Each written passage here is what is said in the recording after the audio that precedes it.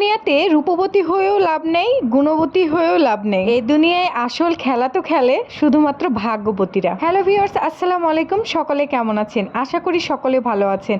আমিও আল্লাহর অশেষ রহমতে অনেক ভালো আছি। আজকে অনেকদিন পর একটি বড় ভিডিও নিয়ে আপনাদের মাঝে হাজির হলাম। আশা করি সকলের ভালো লাগবে।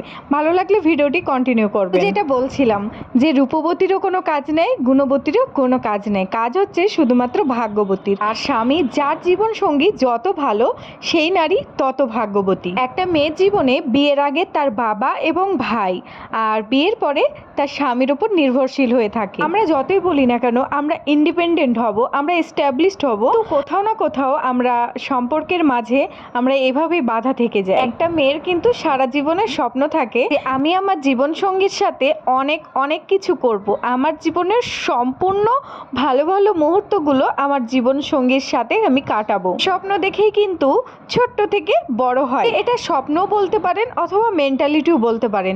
এই মেন্টালিটি কিন্তু আমাদের সমাজে আমাদের মেয়েদের মাথায় ঢুকিয়ে দিয়েছে। বাংলাদেশে এসে কিন্তু আমি আমার ইন্ডিয়ার পানিপুরি কিন্তু অনেক আমি মিস করি। যখনই পানিপুরি অথবা ফুচকার কথা মনে পড়ে আমি তখনই এখানে চলে আসি, এসে মন ভরে খাই।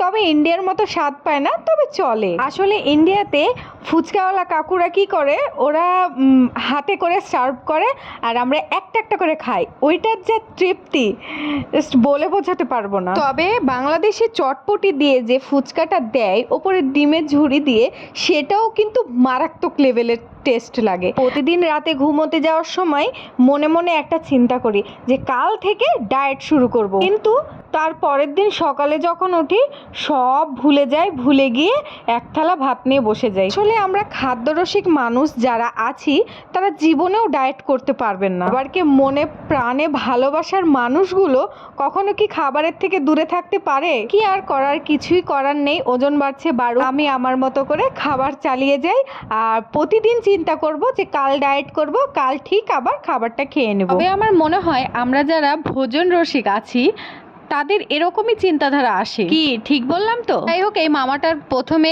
কাজের কোনো গতি ছিল না, আর ক্যামেরা অন দেখেই ওনার কাজের দ্রুত গতি বেড়ে গেছে। আচ্ছা, ফুচকা খেতে এসেছি বলে কি খালি ফুচকা খেয়ে বাড়ি যাব? কখনোই না। পাশের দোকানে ভাত ছিল, গরম গরম লুচি আর সাথে গরম মিষ্টি। গরম গরম লুচির সাথে গরম গরম মিষ্টি খেতে কিন্তু অনেক ভালো লাগে। কিন্তু এখানে বলছিল এটা নাকি রসগোল্লা। তবে এটা রসগোল্লা না বলে এটা রসের মিষ্টি বলাটাই ঠিক হবে। যাই হোক, এই যে ভ্যাপসা গরমে আমি খেয়ে নিচ্ছি আর পুরো তো ঘেমে আমি পুরো শেষ।